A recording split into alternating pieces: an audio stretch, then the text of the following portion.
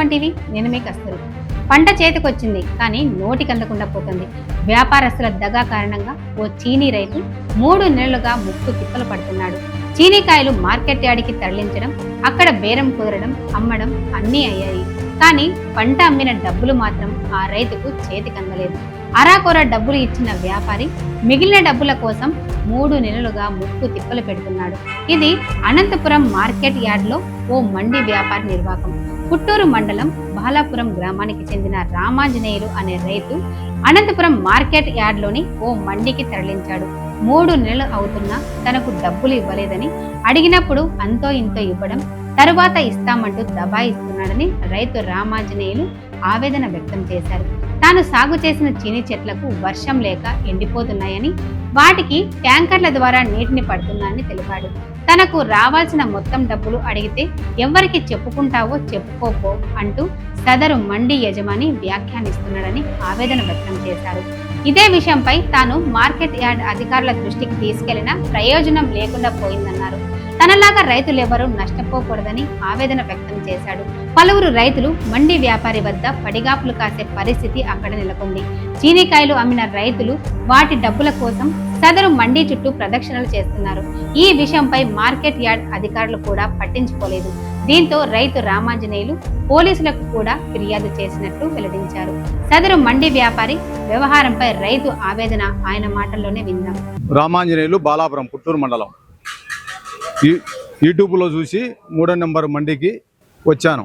ఇల్లు ఒక రేటు చెప్పి ఒక రేటు వేశారు నాకు. 5వ నెల 7వ తేదీ కాయలు వేసిన. ఇప్పటికి 3 నెలలు దాటిపోయింది. 3 నెలలు పూర్తయి 4వ నెల జరుగుతుంది. 4వ నెల జరుగుతుంది. రోజు రేపు రేపు రేపు అనబట్టి నన్ను ఇప్పటికి 20 ఎత్తులు తిప్పినారు. 20 ఎత్తులు తిప్పి 20 ఎత్తులకు 1,50,000 వచ్చింది.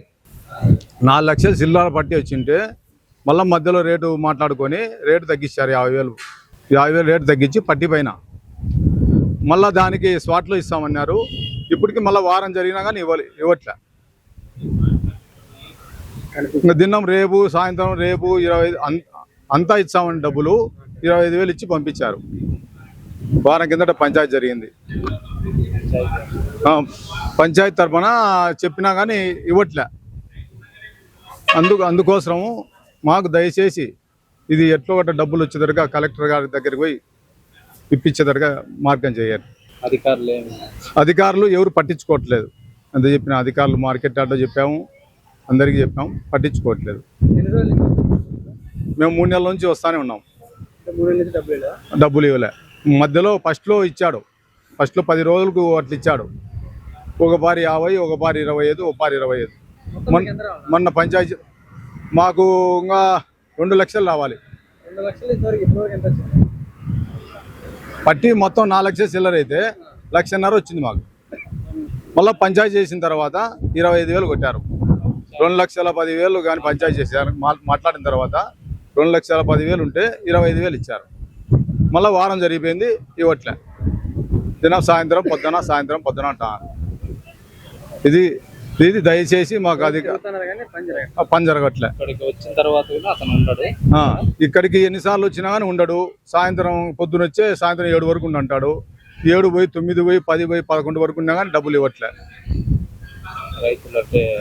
రైతులంటే అంత సులభంగా అనిపిస్తున్నాం. రైతు ఎంత కష్టం అనేది వీళ్ళకు అర్థం కావడంలే. అధికార మార్కెట్లో ఆమెను కలిసాం, బల్లాపల్లిని కలిసి ఆమె ఎస్పీ దగ్గరికి పోండి అని చెప్తాను. ఆమె చేయలే. ఆమె చెప్తాను 3వ నెంబర్ ఒకరే రొంత ఇవ్వట్లే. అందరూ బాగానే ఇస్తున్నారు. కాటాకాడికి పోయి తొలకచ్చుకుంటారు అందరినీ. ఇప్పుడు కాయలు కానీ డైరెక్ట్ రావు. మేము ₹1 ఎక్కువ వేస్తాం, ₹2 జాస్తి చేస్తాం. రైతులకు యాదో మోసం చెప్పేది ఇచ్చేది. వాళ్ళ సందర్భం ఇరుకున్న తర్వాత తిప్పుతా ఉండేది. ఇంకా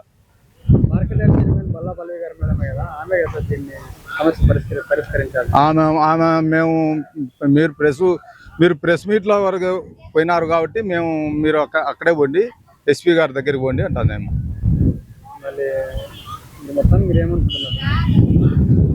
మాకెట్లో దయచేసి కలెక్టర్ గారు గుండా రాబట్టి దగ్గర చేయాలి మార్గం. డబ్బులు మీరేనా ఎవరైనా మీతో పాటు ఎవరైనా రైతులు రావడం చేశారు ఇట్లా తిరగడం? దండిగా ఈ రోజు లేరు. దండిగా 30 మంది 40 మంది కానీ వస్తూనే ఉంటారు రోజు. శీనాకాయలు మేము 10 టన్నులు కాయలు ఎత్తుకొచ్చినాం.